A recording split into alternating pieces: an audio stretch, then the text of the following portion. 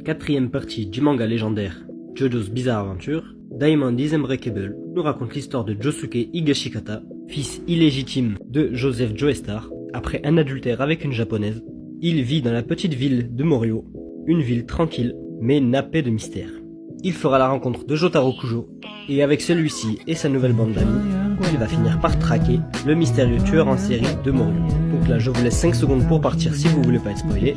Je vais vous donner mon avis sur cette partie et on parlera des personnages et de l'histoire. Donc allez, c'est parti. Josuke est sympathique, il est marrant, assez attachant quand même. Mais bon, personnellement, je ne trouve pas le petit truc qui me fera aimer le personnage, plus qu'un autre en tout cas. Donc voilà, Josuke est sympa mais sans plus. Pareil pour Okuyasu, il a une excellente relation avec Josuke, mais en soi, voilà quoi. En lui-même, il m'a pas forcément marqué. Mais pour finir avec lui, son stand est vraiment cool.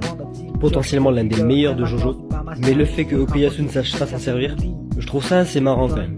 Ensuite, Koichi. J'aime énormément Koichi. Il a tellement plus d'importance dans le lore de Jojo et dans l'intrigue de Diamond is Unbreakable qu'il fait passer Josuke pour un personnage secondaire. Et puis sa relation avec Jotaro, un petit peu maître-disciple quoi, elle est pas mal. Et l'évolution de ses stands aussi, tout premier stand évolutif, il nous montre un potentiel de ouf. Donc voilà, Koichi vraiment cool. Ensuite, Jotaro Kujo. Bon, on a déjà parlé de lui dans la vidéo sur Stardust Crusader, mais il y a quand même quelque chose à dire sur lui ici. Alors bon, niveau charisme, c'est totalement l'opposé de celui de la partie 3. Je le trouvais bien plus charismatique avant. Mais en termes de personnalité, il est devenu bien plus mature. C'est plus le gamin insolent quoi. Il s'est bien plus assagi et c'est bien agréable de le voir comme ça. Puis bon, il change pas, toujours très impliqué dans le scénario. Voilà, Jotaro, très bon personnage. Mais bon, on le savait déjà. Ensuite, Hayato, fils de Kosaku Kawajiri, un personnage plutôt intéressant. C'est limite le personnage principal de la dernière partie, et le voir enquêter sur l'identité de son père, et toute l'implication qu'il aura dans le combat final, fait que Hayato était un personnage vraiment très attachant. Personnellement, il m'a fait beaucoup de peine durant le combat final. Et pour finir avec les personnages, comment ne pas parler de lui, Kira Yoshikage. Très franchement, c'est pour moi le meilleur antagoniste de Jojo. Il est terrifiant, il est surpuissant, et le fait que ce soit un antagoniste à notre échelle, c'est-à-dire que contrairement à un vampire ou à un parrain de la mafia, Kira pourrait exister dans notre quotidien.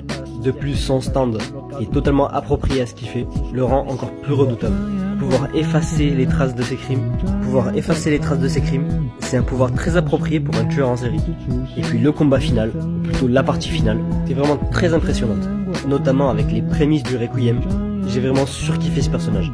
Et c'est aussi ce qui m'a fait aimer la partie 4. Parce que bon, on va conclure, mais très franchement, partie 4 est l'une des plus mauvaises parties de Jojo. En tout cas, c'est celle que j'ai le moins aimée. Je trouvais que toute la première partie n'avait aucun intérêt, mis à part créer une routine envers les personnages. Les intrigues étaient limite détachées entre elles, et c'est les points que j'ai vraiment pas aimés. Du moment que Kira apparaît, l'intrigue a un but, c'est ce qui m'a motivé à continuer. J'ai vraiment pas été déçu. Et puis bon, si j'ai pas aimé cette partie, c'est aussi et surtout à cause de lui. Je le déteste.